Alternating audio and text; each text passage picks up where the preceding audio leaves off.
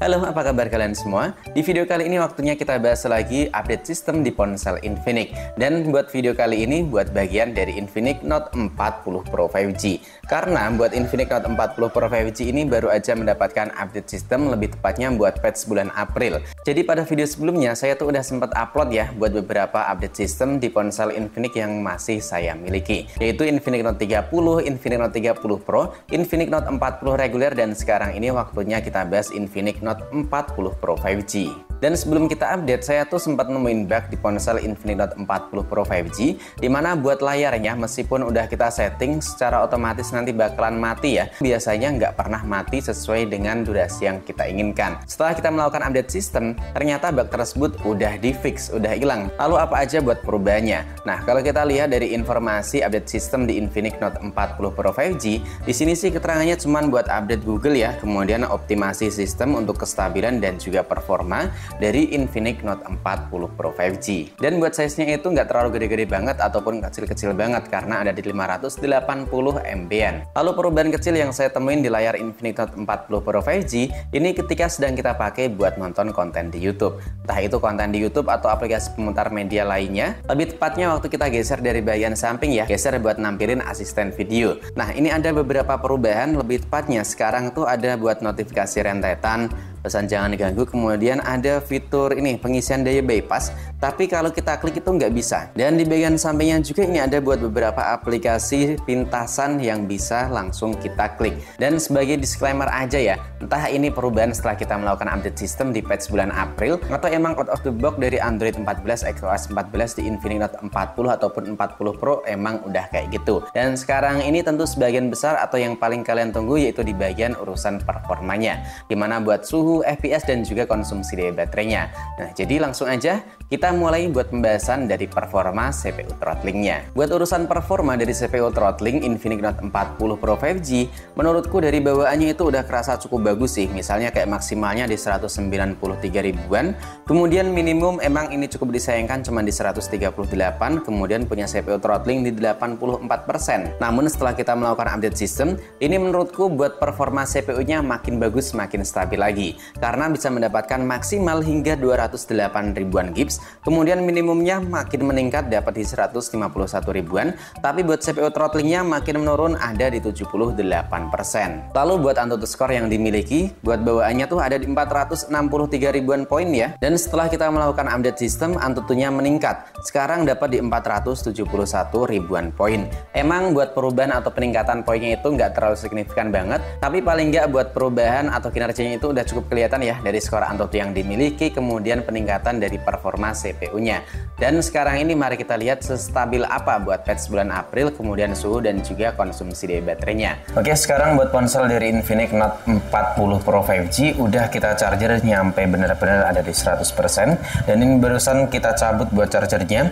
Kemudian buat setupnya seperti biasa cuman pakai konektivitas WiFi, Bluetooth, NFC, dan juga map saya matiin. Layarnya pakai di 120 Hz. Stopwatch langsung kita mulai. Aplikasi berjalan di latar belakang udah kita keluarkan semua, dan langsung aja kita mulai buat match yang pertama, dan kita tes buat suhu ruangan paling 30 ya.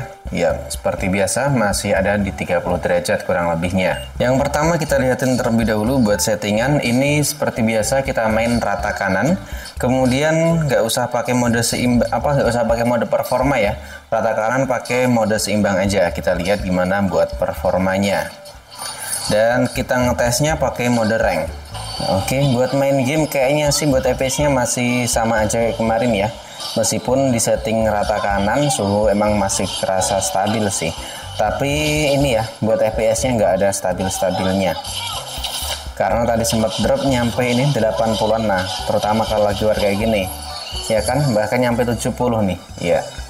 Oke, sekarang udah selesai match pertama, kita cek buat suhu layarnya. Suhu layar nyampe 42,1, suhu backdoor terutama ini ya, di bagian yang biasanya panas tuh bagian sini samping kamera nih. Ini rata di 38, ya 38,4 paling tingginya. Sekarang kita lihat baterainya, dan ini udah dipakai selama 27 menit dari tim lawan, dan ini baterainya masih tersisa 93%. FPS rata-rata bisa kalian lihat sendiri ya. Ini rata-ratanya malah dapat di 99 mendekati 100, dan buat grafisnya Ya hasilnya seperti ini. Naik turun nggak stabil. Kita pakai settingan rata kanan. Ini persiapan match kedua, masih ada di mode seimbang. Dan settingan grafis kita turun aja deh. Karena mainnya cuman di super dan juga tinggi 90 fps, grafisnya kita bikin di tinggi. Ini match kedua, kayaknya sih kalau dilihat dari tadi fps-nya kurang lebih sama aja ya. Masih suka frame drop kalau lagi war terutama. Ntar kita lihatin, nah belum war udah turun di kisaran 70-an buat fps-nya. Padahal pakai grafik itu ya, nggak grafik ultra.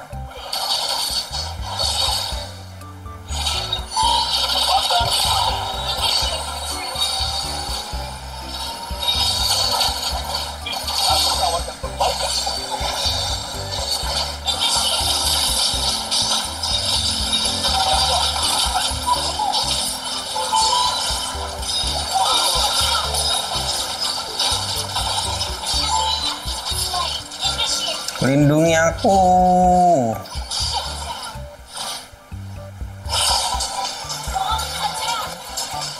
Bentar lagi kayaknya menang nih ya.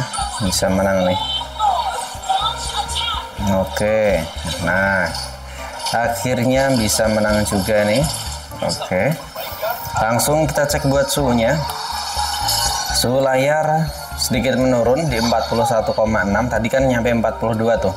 Sekarang 41,6, 41,8, dan backdoornya di 38 tadi sih ya. Backdoor nyampe 38,3. Oke, sekarang kita lihat ini udah kita pakai selama hampir 1 jam, lebih tepatnya 56 menit mendekati 67 menit. Baterai masih tersisa di 86%. Dan ini buat FPS rata-rata dapat di 84 FPS, dan grafisnya lebih mendingan inilah daripada kita pakainya rata kanan kayak tadi ya. Jadi buat urusan performa menurutku nggak ada perbedaan dibanding sebelumnya, bisa dibilang sama aja antara sebelum update, lebih tepatnya masih pakai patch bawaan dan juga patch bulan April. Jadi buat kesimpulannya mendingan update atau enggak, tentunya mendingan update ya, karena buat bug yang tadinya layar tuh nggak bisa otomatis mati, dan setelah kita update buat kunci layar otomatis itu bisa aktif, lebih tepatnya setelah 13 detik, maksudnya 15 atau 30 detik itu layarnya bisa langsung mati dan kekunci otomatis, daripada sebelumnya nggak bisa otomatis mati kayak gini. Nah, jadi buat kalian yang udah nyobain atau udah update, gimana nih menurut kalian?